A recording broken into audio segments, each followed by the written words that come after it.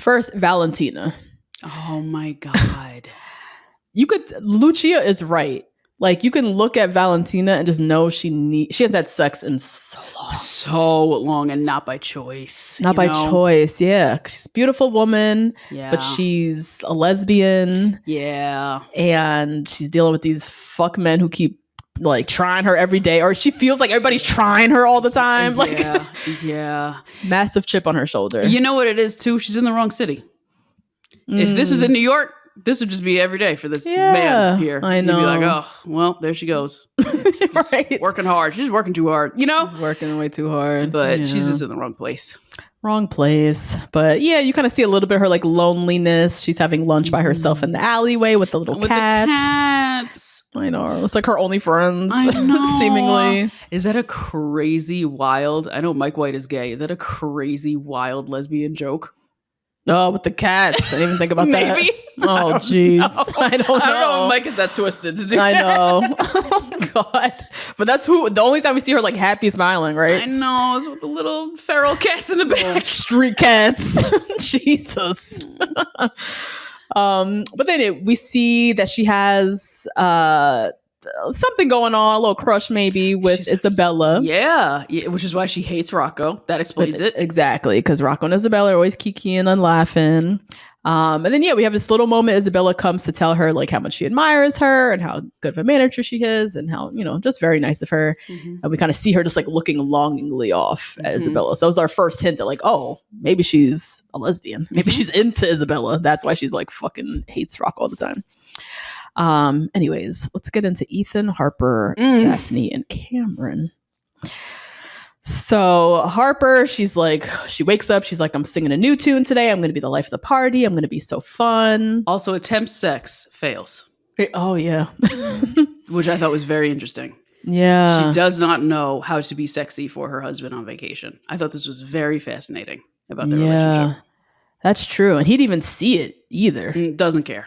Doesn't care. Came in, saw her on the bed and was like, all right, I'm going to go take a shower. Flop immediately. So anyway, she goes down to breakfast. She's all smiles, being super friendly. Like, oh my God, your top is so gorgeous. Like totally not being herself. And Ethan is like side-eyeing her like, you're doing a lot. Like, tone it down. So Daphne announces she wants to go to Noto, which is like another little city. And Cameron wants to go jet skiing. So they're like bickering a little bit. And so Daphne and Harper decide that they'll go to Noto together. Daphne decides that she'll go to Noto and kidnap Harper. Right. Who, again, she's singing her new tune, so she has to like go along with it. She's been tested now. So girls' day, guys' day type of thing. So the girls head off just as Mia and Lucia come into the hotel, and we see Cameron immediately already flirting. The wife's away, I'm about to play. And so Harper and Daphne now off in Noto. Turns out Daphne booked some beautiful palazzo for the night. Yeah. It was already booked, signed, sealed, delivered. Like, this is a whole surprise to Harper. This whole thing was already master planned. And Harper's like weirded out. She's like, why couldn't you tell me? Why did you kidnap me? And why was this a lie to Cameron? Why did I not know? Like, what is this that we're doing here? And Daphne's like, well, Cameron does what he wants all the time. Like, why can't they have all the fun? But first, tries to blame his abandonment issues. Oh, yeah, she did say that. Tries to be like, oh, he has abandonment issues. And like, he doesn't like it when I like go away and like, whatever, men. But also, why do they get to have all the fun? We should also sneak around too. Yeah. Yeah. Girl. Oh, God. Yeah. She's like, I just want him to think we had so much fun. Yeah. And that's why we decided to stay. She's like, I want to play in. She literally said, she's like, I want to play into his abandonment issues. And he has like serious FOMO. So she's like, yeah, I'm just kind of play into it a little bit. And she kind of like makes it seem like it's this lighthearted thing. Like, oh yeah, we do this all the time. Like, we do this to each other. It's like this little game that we play. As if this is lighthearted. A lighthearted matter that you are sneaking away from your husband on vacation. And you booked like a $5,000 a night fucking pre-booked palazzo. Yes. And we're going to do this whole thing already. Like, so anyways, Harper and Daphne, they go walking around Noto, and Harper's like walking in like sees all the men like gawking at her, Yeah. like surrounding her. I meant to look up what this meant. I was like, what is this? Yeah, well, so Daphne doesn't see it, right? Daphne's like, go to the ATM. Like, doesn't see anything. Like, so carefree. I know, which is so obvious, dude. She's going to the ATM to get cash. Could easily get robbed. Yeah. No question about it. Could get robbed blind. But yeah. She's out here, carefree, whatever. And I think with Daphne, I think what they're trying to do, like, so Italy is known, the men are just like so forward. Like, it's wild. And Harper already has like this innate distrust of men. She considers herself a feminist, like, you know, so she's seeing the fuck shit. Daphne's kind of just, she knows this shit's happening, but she's blind to it, and she's purposely blind to it because it's more blissful to just pretend like, or not even pretend, to just hold on to whatever power she got. Even just walking down the street. I don't even see these men. Yeah. Of course, they're all gawking at her and whistling and doing all the craziness. Yes, one proposed to her and she was like, no thanks. Yeah, literally. Yeah. So part of her holding on to control and power is to just literally ignore that it's happening. Whereas Harper, she can't. Yeah, she's the out of injustice power. of it all. Yeah. Yeah, the men, they're just, I feel so uncomfortable. Like, she can't not be just so bothered by it. Yes. But you see a kind of carefreeness to Daphne, just not even letting it bother her. Right. Which is her way of navigating this patriarchal world where the men do just disrespect you and you do feel uncomfortable. In Italy sometimes. They are so wild with it, you know? And she's just like, whatever. Yeah. That's them. Yeah. Yeah. Huh. Yeah. I think it's all a defense mechanism. Like, the way that Daphne's life. Yeah. It's a way of navigating and coping, because what else am I going to do? Be Harper, miserable, and like fucking turning up all the time at every man that turns my corner and disrespects me? This is what they do. I know. Yeah. This is how life is with men. And I guess she's surrounded by some of the most powerful men in America, who are some of the most awful. Yeah. Oh, almost awful. Yeah. So she's like, all right, let's take edibles. Like, having her, just making it her perfect day, whatever this is for her. And Harper decides to also lean in, right? So Daphne then goes off on this whole rant, right, about how sorry she feels for men. This is where we also get more into her psyche of like why she operates like this kind of carefree, nothing bothers her in this world dominated by men and money, right? So she equates men to elephants, and she kind of talks about in like elephant culture, like in the herd of elephants, that male elephant gets kicked out of the herd when they reach a certain age, because the bull elephant, who's like the lead of the herd, can't take the competitiveness. So he kicks them out. And she's like, it's so sad. They're just kind of wandering around the safari, like wandering around just alone. And she's like, that's men. Men think they're out there doing something important, but really they're just wandering alone. Woo! And she like sips her Prosecco and just like moves on. She ain't as dumb as she seems at all.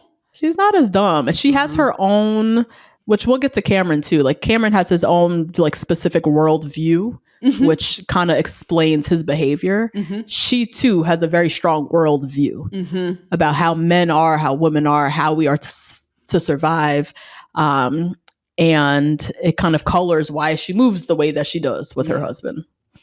But yeah, I thought it was interesting, like, because when you think about it now, 2025, I would say 2024 too, like male loneliness, that's like the hot button issue. It's all women's problem, male loneliness. Now we gotta fix male loneliness too. Now we gotta fix the men that are lonely, they are starved for vulnerability, all this shit.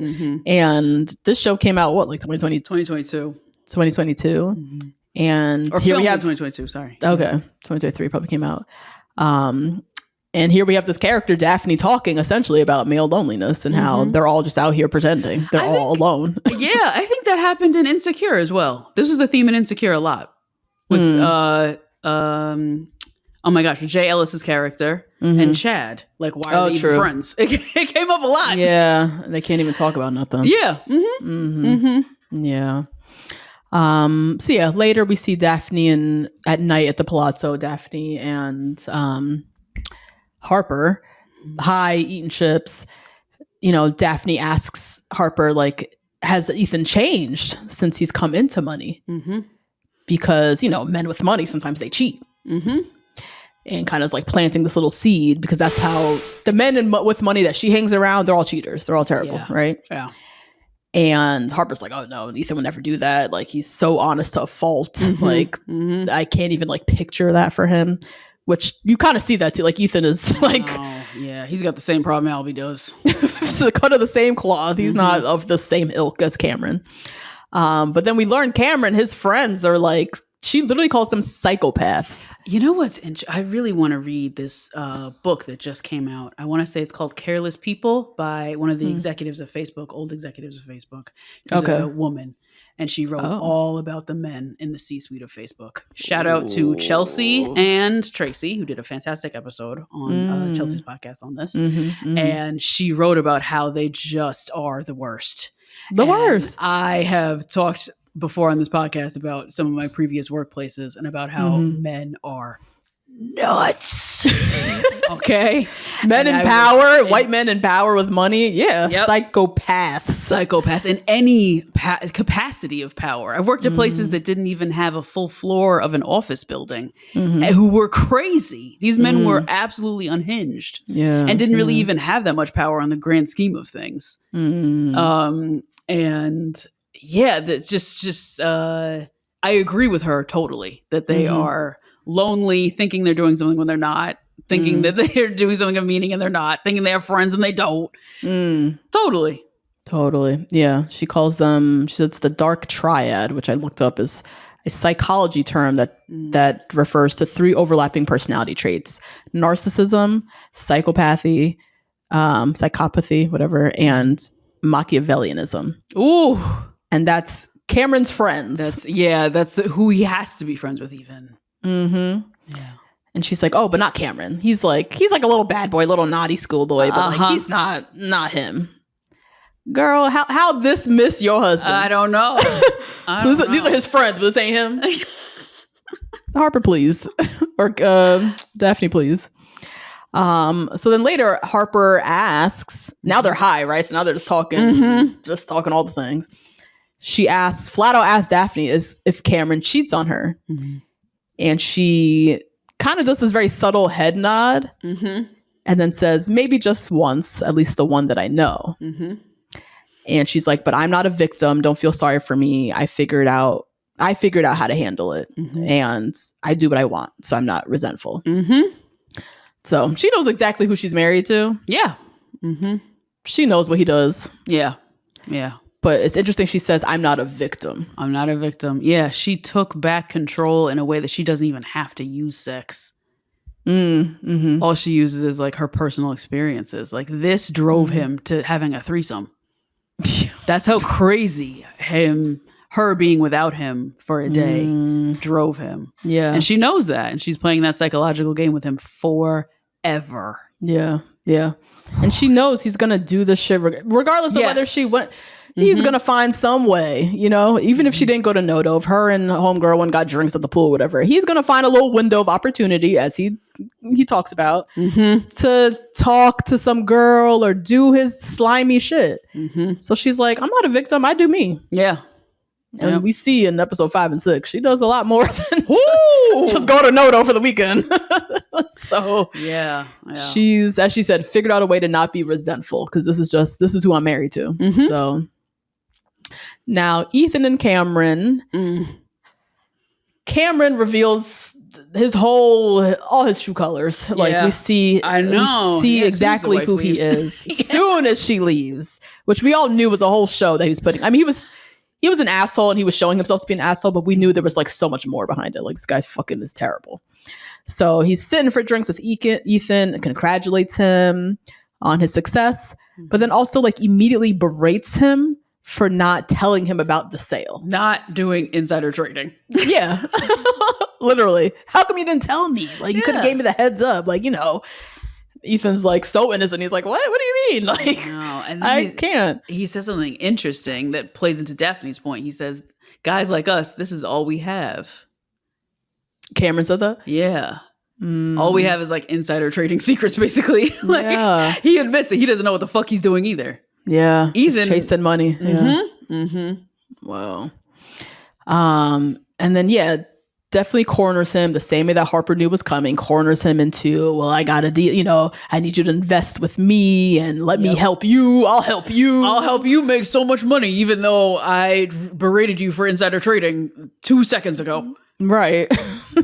And kind of like guilted him. Like, you didn't give me the opportunity before, so now you have to work with me. Yeah. And just totally opportunistic. This is not a friend. This is also like the plight of rich people, wealthy people that they try to avoid, is like not being able to trust anybody. I know. Yeah. Here on this vacation with my friend, here immediately he's like guilting me into not investing with him and now setting it up so I have to invest with him. Like it's terrible. Yeah, crazy. And I'm a billionaire. I don't need you to make me more money. No, I actually don't need your help. Definitely not you. Right.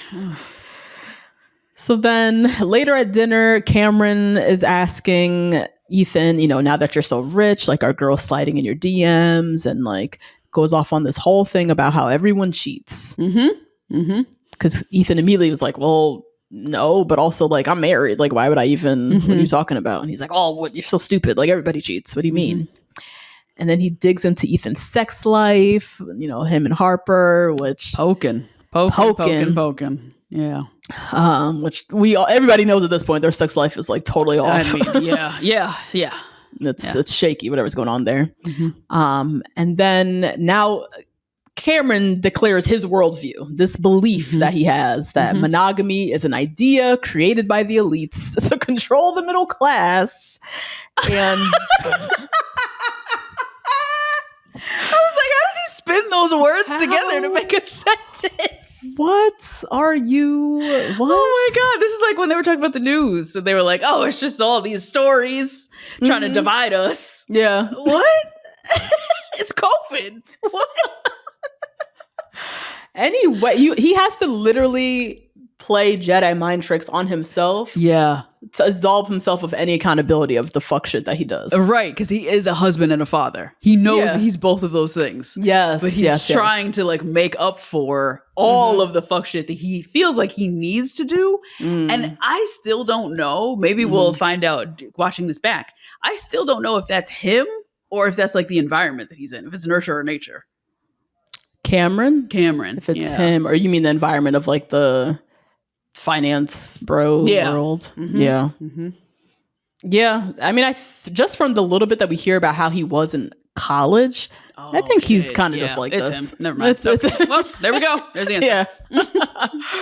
And he's convinced himself that he's like hacking the system in some way.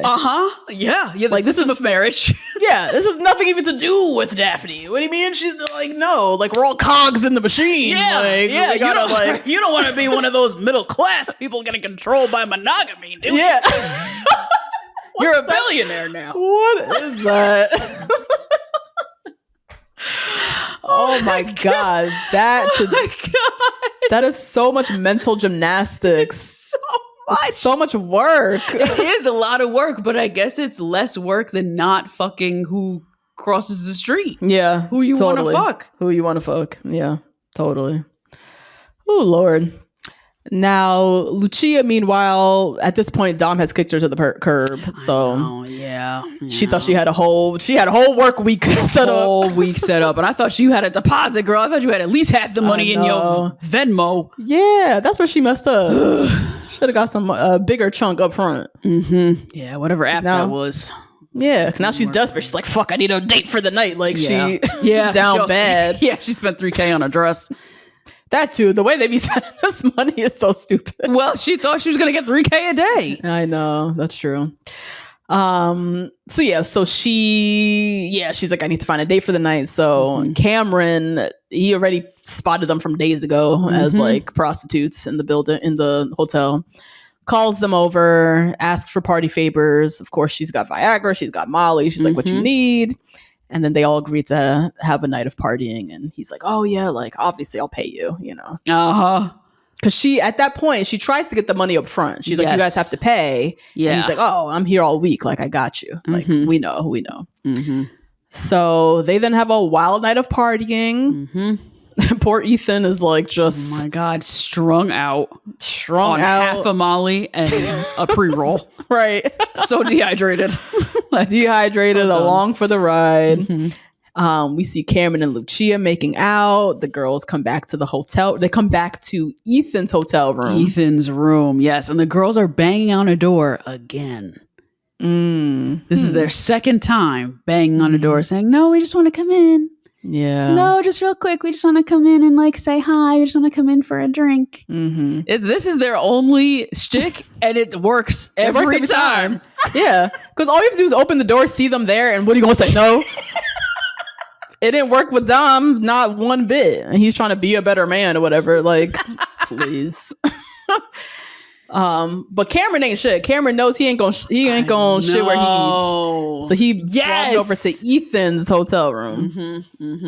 And probably masterminded this whole thing too, because he's psychotic. For sure. Yes, exactly. And such exactly as you said, a mastermind. A mastermind. Probably put that condom wrapper there on purpose. Yeah, wouldn't be surprised. Yeah. So Mia and Ethan, they make out for like literally 2 seconds. Yeah. He says no. Yeah. And then we see Lucia and Cameron like full on having sex on the couch. Meanwhile, Harper's calling Ethan. She's over in Noto having all these conversations about how Cameron cheats on Daphne and she knows about it. So she's like, what the fuck is happening with Ethan? Calling Ethan. He's not answering the phone. Too guilt-stricken to answer the phone. Too guilt-stricken, Lord. And also like in a mind fuck. He's like in his hotel room, looking over at the couch. His married quote unquote friend is fully having sex with a prostitute. He just turned one down. He's like, where am I? Why is this happening? What is this vacation? He just found out this whole vacation is for them to seemingly embezzle his money. Yeah. Like, there's so many new things happening for him. He's without his wife. Yeah. He's clearly his crutch in life. Yes. Right? Yes. Yeah. So that was that. Now, Tanya, checking with Tanya. She is balling at breakfast. Greg is leaving. Literally having like a fit. A whole fit. You know, you would love me. If you love me, you would stay. Like, we learned that this is Greg's 4th marriage. So we too are learning more about Greg. Just like, what is this? Clearly he's up to something. So he leaves. Tanya immediately books a tarot reader because she's in crisis. Yes, and that's what she needs to solve it. She also cannot be alone. No. This is her only form of guidance is I need a tarot card reader and Portia right now. And she needs a specific kind of tarot card reader too. Yeah, she did not specify what type. No, she don't want the truth. She needs somebody who's going to blow some smoke up her ass and tell her how great she is and everything's going to be fine. And she's used to that. She's used to paying people to keep around her to like say yes all the time. Yeah, right. This lady gives her the truth. Your husband is Tanya, deceitful. You're going to die. Yeah. Hello, Tanya. Someone's going to kill you later. Yeah. She's like, no. Absolutely not. You're so negative. You're so negative. Get out of here. Energy. Get this out of here. So again, Tanya, you're going to die. No, I'm not. Oh my God.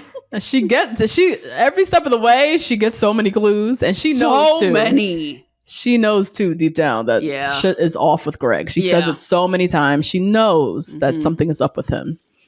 At dinner, Tanya, now Portia's back on the clock, so she's back to babysitting. Tanya sees that Portia met a guy, Albie, and Portia's trying to like open up to her, like, yeah, I met this guy. You know, he's a little bit too nice, but I don't know. And Tanya just goes off on this whole rant, just telling her to never fall for emotionally unstable men or emotionally unavailable men. They're going to ruin you. And that's what she's going through right now. And this is also the first dinner where she spots the table of the gays, or the gays that are going to kill her. Yep. Gays that are literally going to kill her. And they're kind of like waving and smiling. And, you know, so that starts that. Now, the 3 generations, Albie, Dom, and Bert. Albie sits for breakfast with Portia. And he's like, you know, I really wanted to hang out more last night. And she's like, we could have. Why didn't you? Like she has to drag everything out of him. Like, I know. He's trying to make it like endearing, but he's not very endearing. No, it's just so unsexy. Whack. Whack. And I thought you were hot day one. Now you're so ugly to me. Like, you can just see Portia's like totally turned off him. Like she does not find him attractive at all. Yeah, it's like woman and boy energy. versus man woman energy. Portia is just in an existential crisis. She's like dying for adventure. She's like tired of her phone and Instagram, and like nothing makes sense, and like just this very disillusioned Gen Z fresh out of COVID. Like yes. And Albie's like, well, throw away your phone, throw it across the ocean, throw it out. And she just goes on TikTok. And just keeps going. Yeah.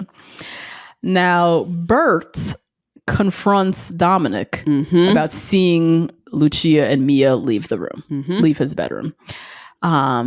And then so kind of lets Dominic know he knows. He knows. Yeah.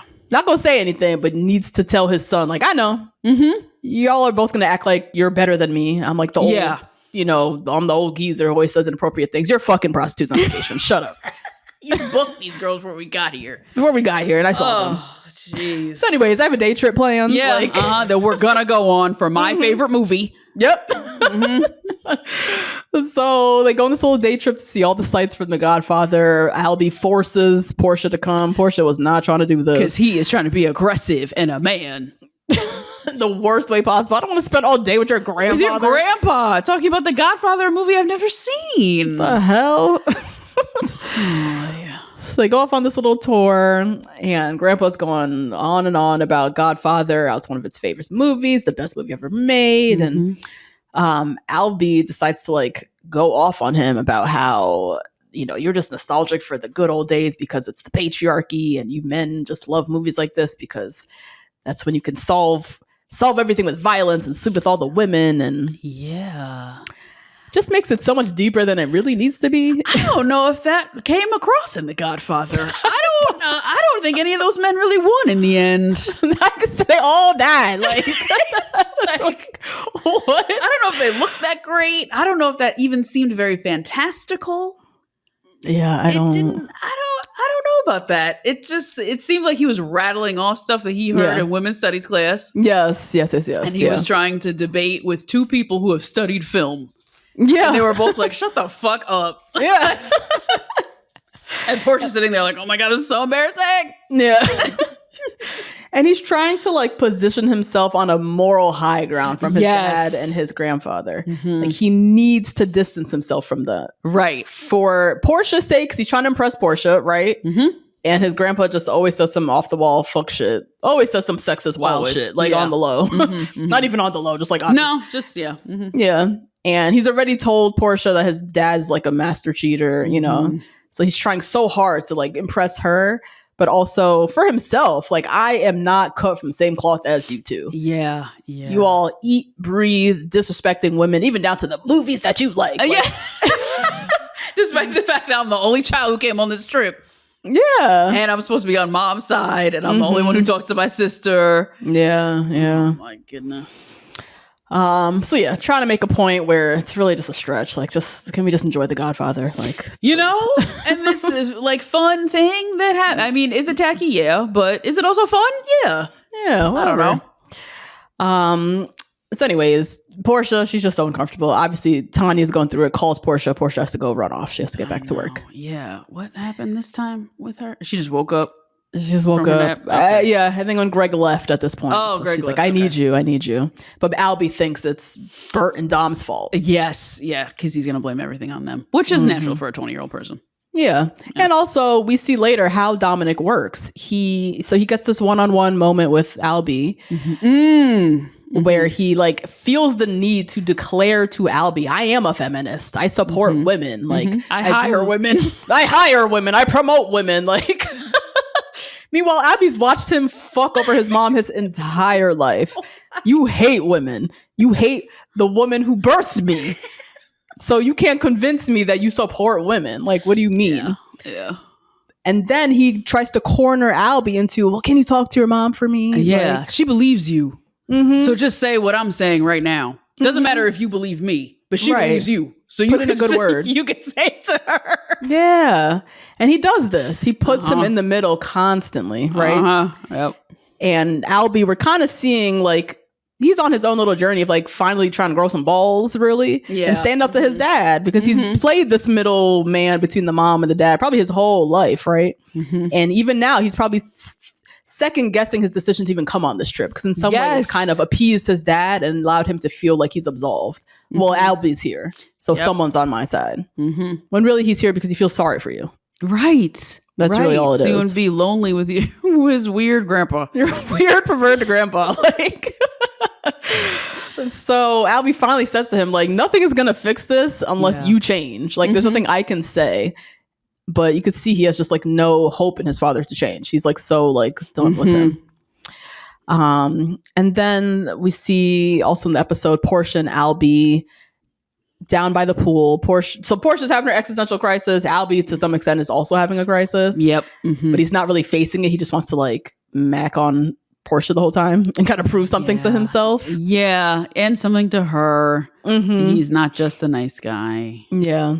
So Portia's down by the pool, you know, trying to clear her head. And then we see hot British tattooed. We see Harry Jowsey. Come out like a mermaid, come out of that pool.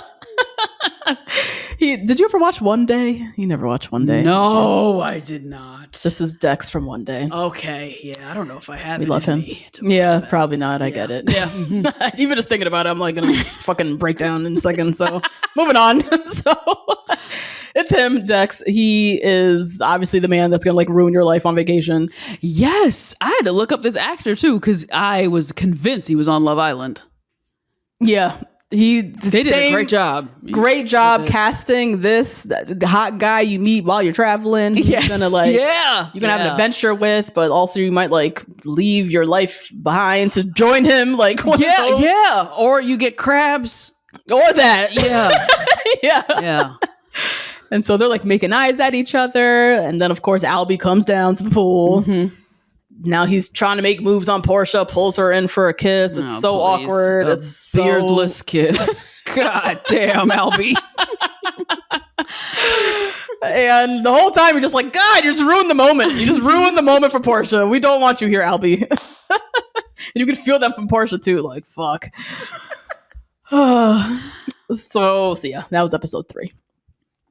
Now we get into episode 4. Let's pick up with Cameron, Ethan, and Harper. Okay. And Daphne. So morning after, Cameron wakes up in bed with Lucia and Mia. Harper has been calling Ethan all night long.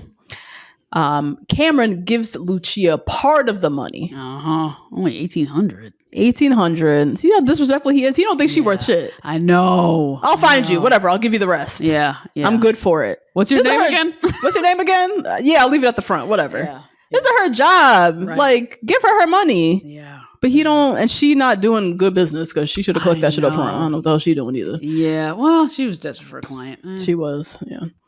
Now, Ethan is hurting, right? Down bad. He's like hung the fuck over. Yeah. Cameron makes sure that he promises bro code. Like, you're not going to, we're good, right? Yep.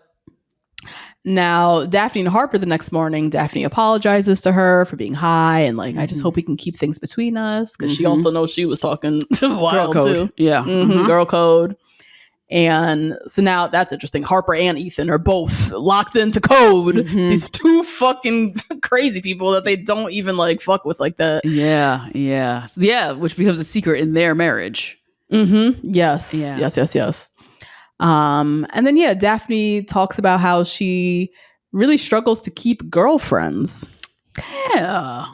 And goes on this whole thing about how all they do is talk shit about each other, and like it's really hard to find people to trust. But I trust you, Harper. I could trust you, right? Yeah. You don't know any of the people I know anyways. Like also like a weird dig. A very weird dig. Yeah. So yeah, Daphne also weird. Like she seems like such a cute little girl's girl, but she has no girlfriends. Yeah, but that doesn't surprise me. They're all the wives of these sociopaths. I know. Yeah, I wouldn't want to be friends with them either. No. And also, though, if you think about it, those sociopaths, right? And even Daphne talks about it. They're so competitive with each other. Yeah. So that I assume also carries to the women. I can't even imagine. Right? I can't even. They all go to Solid Core. They all talk shit. They all are on leaderboards. They're all like, oh God. I've met a couple of ladies like this who don't even run in like rich circles like this, but like competitive girls like this. Oh, terrible. They have no friends. They have no girlfriends. They have no friends. But they do a lot of fucking. God. So now Harper, they finally get back to the White Lotus. Mm-hmm. Ethan's on the bed, like in a daze. Like, what the hell was last night? Harper comes in, immediately wants to talk. Spill the tea. Yep. Mm-hmm. It's all a front. I told you it's a front. Cameron cheats on her all the time. I think she does too. Yeah. Their shit is twisted. You and I are fine. We are doing just fine. Yeah. Meanwhile, he kissed somebody last night and he's like dying. Because he kissed somebody and went on Molly. He's dying. Yeah. He's like, how am I going to tell her this? Can I tell her this? What just happened? Like, also, I got to throw up and yeah. Mid Harper going off, right? Spilling all the tea. He gets up to go throw up. Just at that moment, Harper finds an unopened condom wrapper. Mm-hmm.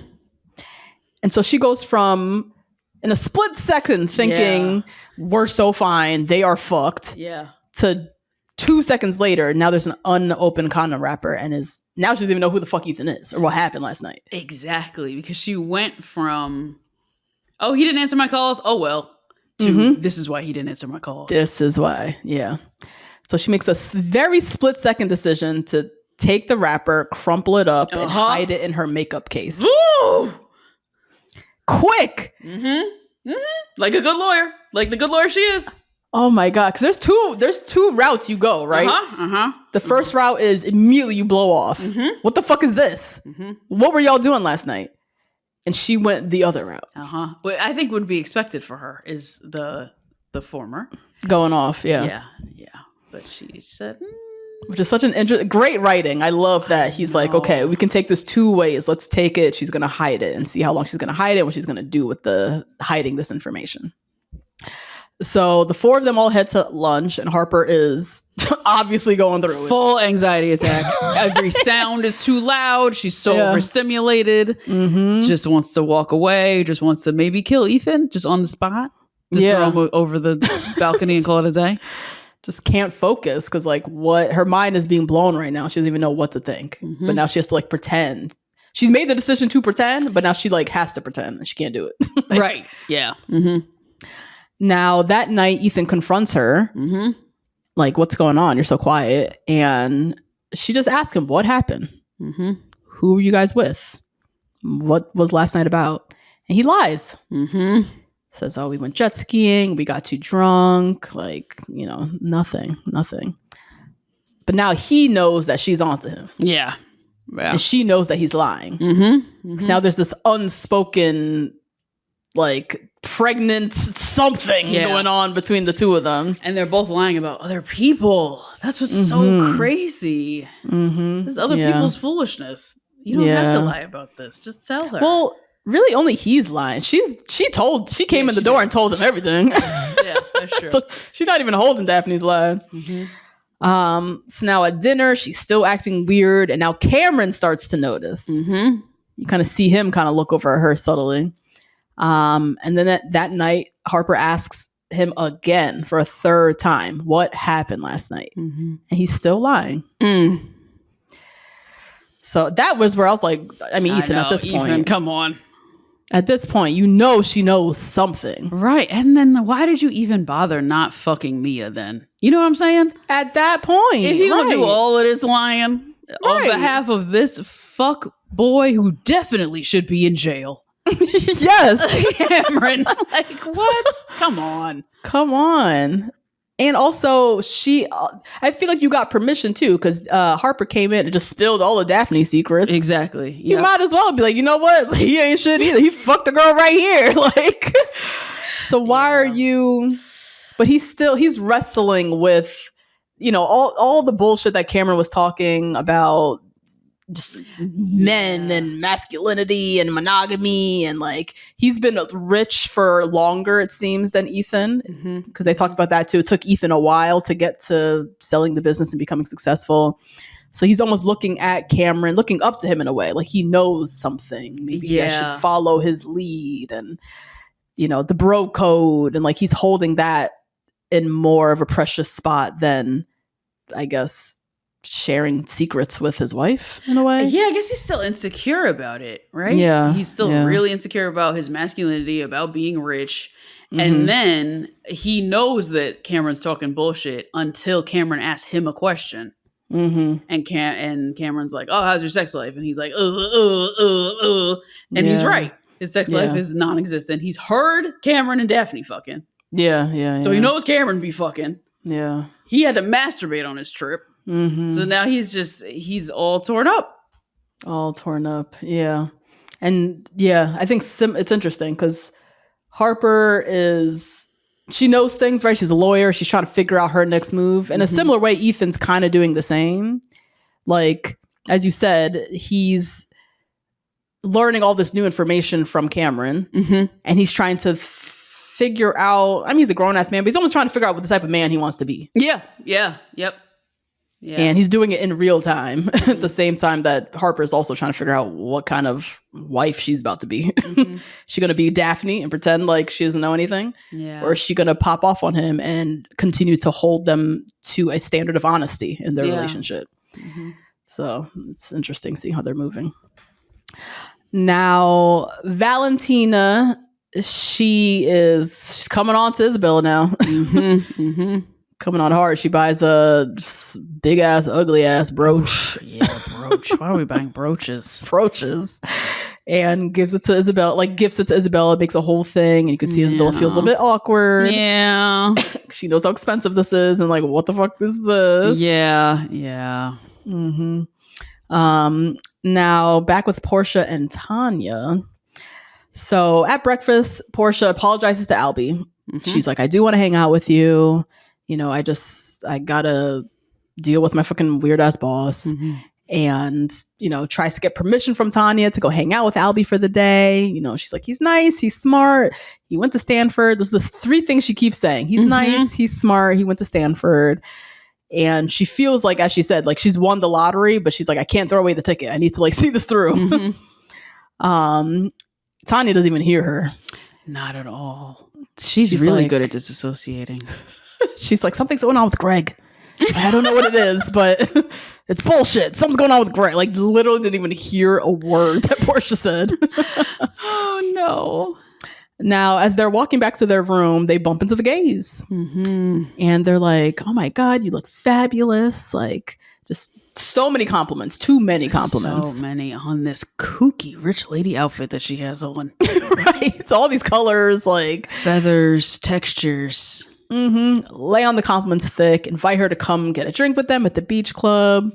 So now Tanya and Portia head to the beach club, and all the gays are just they're so lavish. 95 gay men on this boat. So many of them. Lavish. This is before the boat. This is just at the beach club. Oh, yeah. This is where Portia also meets the guy from the pool. Jack, who is the main guy's nephew. Nephew. Quote unquote nephew. And we learn he's from Essex. He's been in Sicily for 2 months, hanging out with his uncle and all the gays and all the old ladies that they keep like rotating Tanya's basically. Yeah. Just hanging out. And he and Portia both are like, finally, like, yes, another young person. Let's hang out. Let's go on an adventure. And he is like everything she's been looking for, right? Yep. Just give her back some groove, right? Now, Tanya is having this whole conversation with Quentin, one of the main gays. And he tells this story about this island that's off the coast. All the foreshadow. Another Italian folklore. Another folklore. Yeah. That literally is the story of Tanya. Yep. This is exactly what's going to happen to Tanya. Some old wealthy lady used to live there, and they wanted to buy the island off of her, and the investors eventually just like killed her. And they found her body at the bottom of the rocks. Yep. Now, Tanya tells him her whole life story. Starts from day one. She cannot wait. I was born in San Francisco. He's like, okay, so we're starting there. All right. Yep. And at the end, he's like, oh my God, you're a heroine of an Italian opera, which is another foreshadowing. The lady always dies in the end of the fucking opera. So, but she thinks he called her Monica Luigi or whatever. Monica Vitti. Yeah. And no, bitch, you're doomed. That means you're gonna die. He's trying to do this to get this off his conscience that he's gonna kill you later. So yeah, she goes off, parties with the gays all day. I think they go on a boat or something. And that night at dinner, they're all together. Mm-hmm. The nephew, Jack, is flirting heavy with Portia. Portia got her little halter top. She got her little smoky eye. Yes, with her little slit up her dress. She busted out her nice thrifted dress today. She wore her nice little crochet number. Her good long crochet dress. I love that. Her little smoky eye. She came ready tonight. No lashes. Oh God. Oh God. So Quentin and Jack, they invite Portia and Tanya to their villa in Palermo, and they're like, oh my God, you have to come. You just have to come. Mm-hmm. And the first time I watched this, it wasn't as suspicious to me. Oh, it wasn't? It was like, I knew that they were like doing a lot, but I didn't know where it was going. Now watching it back, it's like, oh my God. I know. It's so obvious. Yeah. Mm-hmm. So obvious. So now Portia, she's at the at the bar with Jack. They're making out. Across the way, she sees Albie and Lucia, which we'll get to in a second. They're making out. And so they're seemingly moving on from each other, right? Mm-hmm. And then Portia and Jack head back to her room and they seems to have sex. Yeah. Now, on to Lucia and Mia and Albie and Dom, everything's going on with them. So Lucia has this whole moment after she's been kicked to the curb, barefoot, out at the pool, ain't got nowhere to go, and confesses to Mia that she's tired of living this life.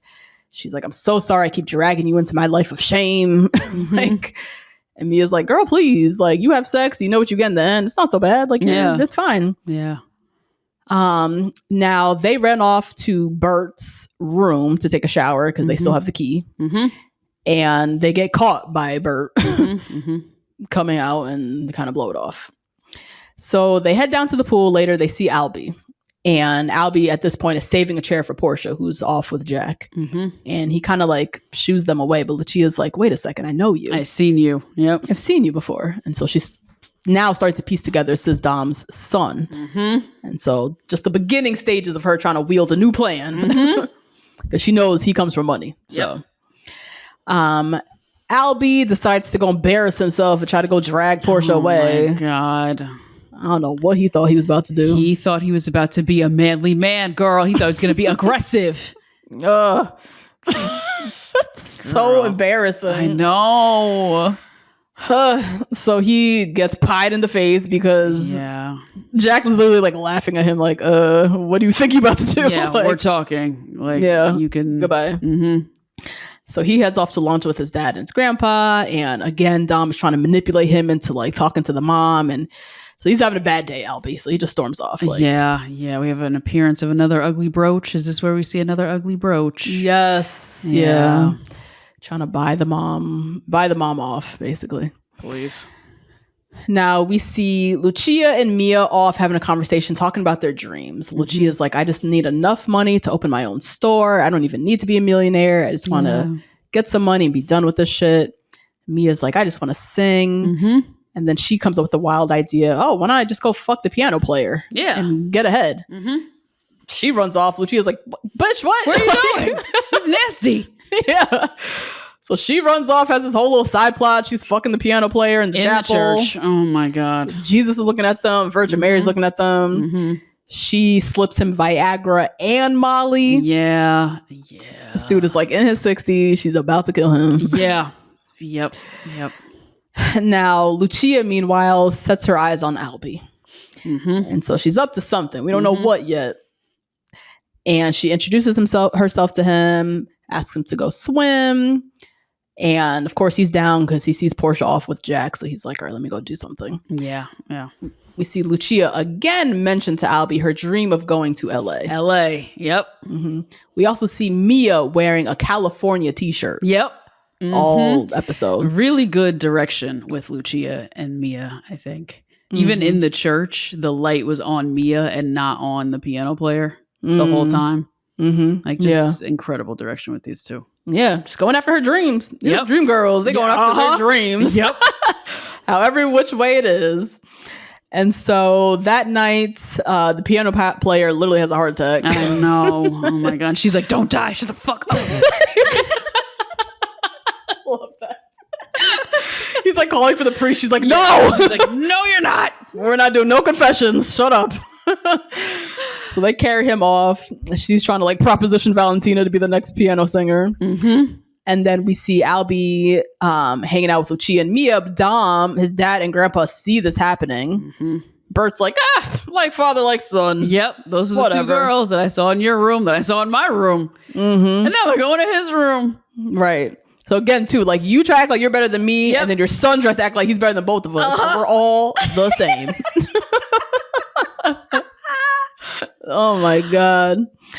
And yeah, we see Albie and Lucia making out. Mm-hmm, we see Dom goes back to his hotel room. He's looking at porn. He's like in crisis. I know. Like my son's about to fuck the girl I hired for the week. I can't say anything. No, I can't say anything. I also have to masturbate now. Or else I'm going to fuck someone else in this hotel. Oh my God.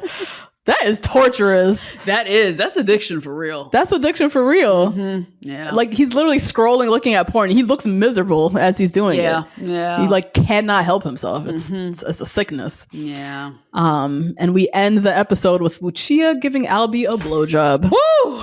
Got them cheeks tight. Had him. That was another good direction. Just had him by the cheeks. Had him by the cheeks. Woo! Yeah. Damn. And to Albie's knowledge, he doesn't know Lucia to be a prostitute. Nope. Just thinks she's a nice girl. Nice girl. Finally. A nice girl. Yeah, who sees me. Yeah. Who sees me for me. Poor Albie. Oh, God. And Lucia, she's playing into it. She's not told them what she does. She's just a dream girl, wants to go to, LA, and she's not demanding money at the end of this blowjob. So it's like, all right, what is she about to do with this? Mm-hmm. And that was episode 3 and 4. Man. Woo! I love it. I love it. Yeah. Oh, man, I love season 2. I really love this season. Justine, what did we learn? He's a smart guy. What was your question again? Are the women in control or losing control? Okay. Yeah. I think the women are in complete control. Yeah. I think that's why we saw Mia almost kill someone, right? Mm-hmm. She's in total control. Yeah. And even he said to her, like, this is why all the pretty girls get to the front of the line. She was like, well, I'm not the front of the line yet. Yeah. Let me go get this Molly real quick. Like, she's totally right. You still have the job I want. Yeah. So I'm not there yet. Gotta get you out of here some way. Mm-hmm. And then Lucia, as we said, grabbing the cheeks. At the end, she is in complete control of now this entire family. A whole family. Mm-hmm. And Cameron, because if you think she's not getting that other $1,800, she's getting that other half. True.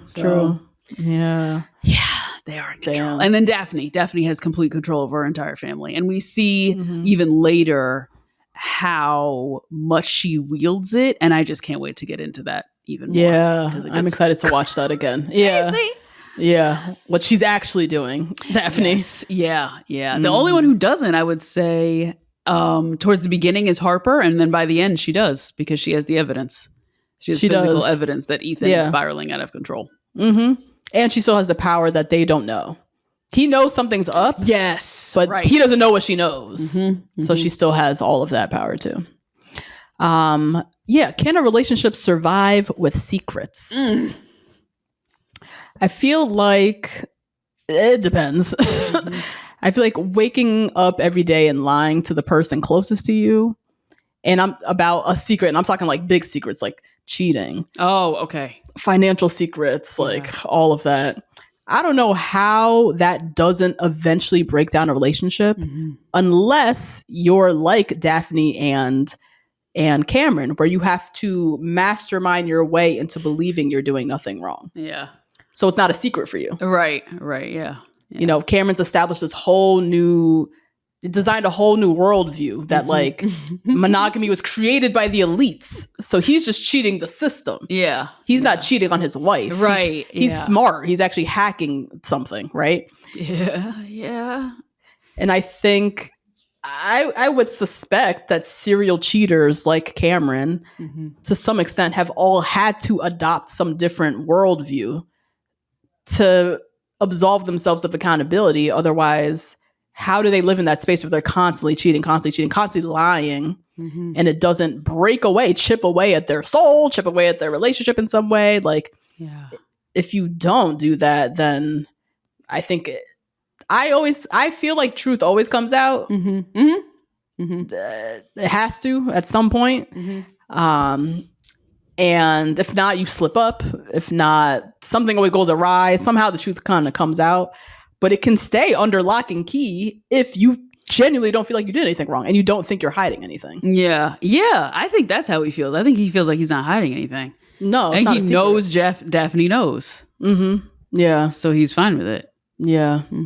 And that's kind of like that's the setup their relationship too. Yep. Like, we don't have secrets. Yeah. I know that he does his thing. I do my thing. And as she said, I'm not a victim. You don't have to think of me as that. This is our dynamics, is the setup that we have to keep the peace, to keep the happiness. And that's how they survive. They literally created a new form of monogamy in a way that works for them. But I couldn't do this shit. I can't. I mean, it's about to break Ethan and Harper, and it's not even their secret. Not even their secret. Yeah. But also Ethan is dying right now because he does have a secret. He kissed somebody. Right? Yeah. He kissed somebody. Harper thinks he fully fucked somebody and is lying about it. And they are cracking. Like the crack is there. It's you just see the building, the whole big crack down the middle. Like, their foundation is gone. But this 24 hours of like a little bit of a secret between the two of them. And I think that's most people. It's hard. The person next to you to lie to them. I don't know. I mean, a lot of people lie clearly, but a lot of relationships fucking break up. A lot of relationships are not Daphne and fucking Cameron. Yeah, you have to have a lot of money to be able to keep these kinds of secrets. Yeah. Right. And a lot of delusion and narcissism and psychopathy, the way that he just kind of wields and deals and really doesn't think he's doing anything wrong, you know? I don't think most relationships are like this. But I don't know. I don't know. Yeah. I think there's a lot of people who survive off of the cat and mouse chase that Daphne was talking about, that like hide and seek. A lot of people do a lot of breaking up and then come back together. People really enjoy that. Yeah. And as Daphne said, men in power are like the worst. I've seen a lot of men in various degrees of power. They're all the worst. Most of them like are really bad. And if they're not really bad, it is I don't know exactly the difference. Like, I don't know what they have versus other men. Like, I don't know the distinct difference between Ethan and Cameron. You know? So I don't know. I don't know if it's most. I don't know if I can say that. Like, I don't know if maybe not a generation like most, but I think what I doubt is the happiness. I feel like there's a lot like I think Daphne and Cameron to me feel rare in a sense that she appears so happy. Yeah. Right. She seems good. Yeah. She seems good. She generally seems very content, you know? Yeah. And I feel like there are maybe more relationships where I would question the happiness, the contentment. I think they can, they can move along through life, continue the motions, be together for years upon years, but how happy are these people? How miserable are they? What's the real like prognosis and feeling within the relationship? Yeah. I can't imagine it's one of contentment like Daphne and Cameron for a lot of these types of couples. Yeah. Crunch and I talked about that this weekend. People who marry each other who don't like each other. That happens a lot. Oh, yeah. That's happened to several ex-friends of mine. Yeah. I'm thinking of one right now for me. Yeah. And that's the choice that they made. And you just, I feel for them because I don't feel the happiness. Oh, I don't. This is how women become Trump supporters. So I actually don't. But you don't what? That's a whole other situation. I don't feel bad for them. Oh yeah, no, I don't feel bad for them. So I can feel their lack of happiness. That's what I meant. Sorry. Oh yeah. Okay. Yeah. Despite what might appear on the outside, you can tell these people don't like each other. And just know underneath it that y'all can't be you can't be that happy. Yeah. And like, why'd you do this? It's a choice they made for whatever reason. Yep. Yeah.